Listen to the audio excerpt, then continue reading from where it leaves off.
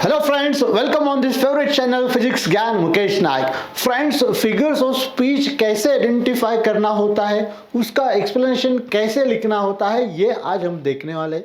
आज हम देखने वाले रिपीटेशन के लिए कौन कौन से फिगर ऑफ स्पीच होते हैं एंड उनमें क्या डिफरेंस होता है। तो फ्रेंड्स, रिपीटेशन के लिए अलिटरेशन एंड रिपीटेशन ये बहुत ही कॉमन ऐसे फिगर ऑफ स्पीच है जो बहुत सारे पोएम्स में यूज किए जाते हैं। लेकिन आज हम देखने वाले इनमें डिफरेंस क्या है, कब हमने पहचानना होता है, आइडेंटिफाई करना होता है कि दिए गए सेंटेंस में रिपीटेशन है या फिर अलिटरेशन है। तो आज हम देखने वाले हैं alliteration versus repetition, what is difference between these two figures of speech. तो चलो देखते हैं फर्स्ट अलिटरेशन क्या होता है। देखिए, अलिटरेशन जो है ये रिलेटेड होता है साउंड से, यानी कि अगर दिए गए सेंटेंस में कोई कॉन्सोनेंट साउंड होगा, आपको कॉन्सोनेंट साउंड तो पता है, जितने भी वोवेल्स है that is A E I O U, ये छोड़ के बाकी के जितने भी अल्फ़ाबेट्स है वो सारे कॉन्सोनेंट्स में आएंगे। तो अलिटरेशन में क्या है कि व्हेन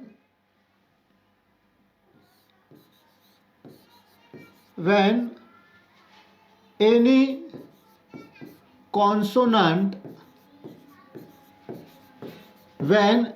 कॉन्सोनेंट साउंड, यहां पे कॉन्सोनेंट साउंड के ऊपर ज्यादा स्ट्रेस देना है, is repeated at the beginning of, यानी कि शुरुआत में, at the beginning of any word, दिए गए सेंटेंस में किसी भी वर्ड के स्टार्टिंग में, टू और मोर देन टू, यानी कि दो या फिर दो से ज्यादा, एटलीस्ट कम से कम दो बार तो भी, टू और more than two times, then that is an example of alliteration. यानी कि अगर दिए गए सेंटेंस में कोई भी कॉन्सोनेंट साउंड दो या दो से ज्यादा टाइम सेंटेंस में दिया गया होगा तो वो एग्जाम्पल होगा अलिटरेशन का। अब देखते हैं एक एग्जाम्पल अलिटरेशन का।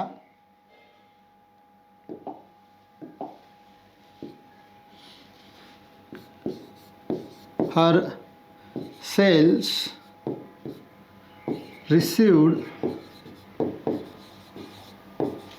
No motion from heaven।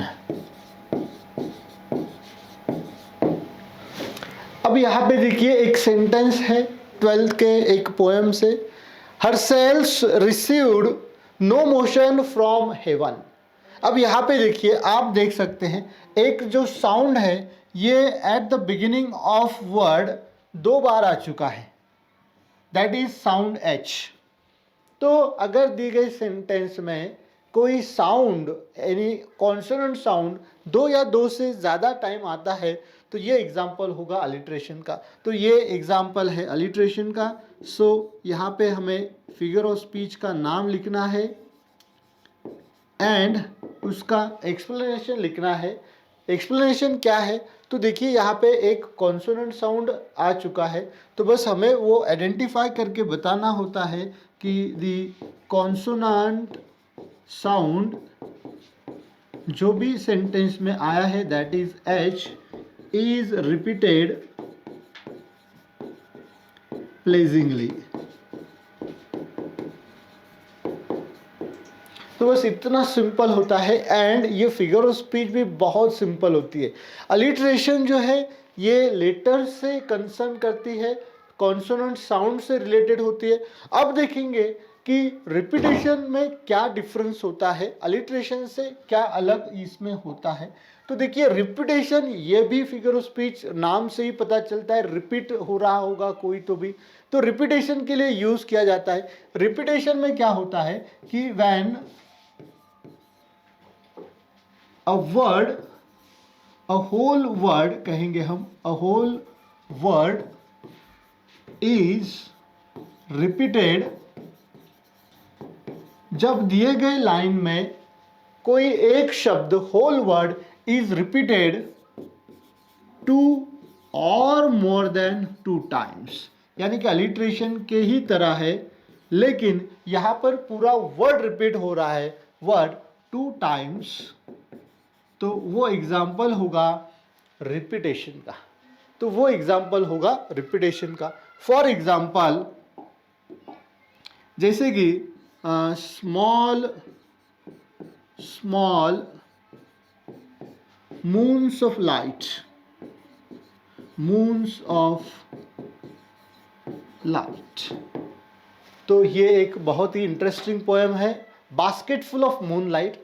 तो यहाँ पे देखिए small small moons of light, here in this example a whole word, एक पूरा वर्ड रिपीट हो रहा है, स्मॉल एंड स्मॉल अगेन आ चुका है। देखिए अगर कोई पूरा वर्ड रिपीट होता है तो वो एग्जाम्पल होगा रिपीटेशन का।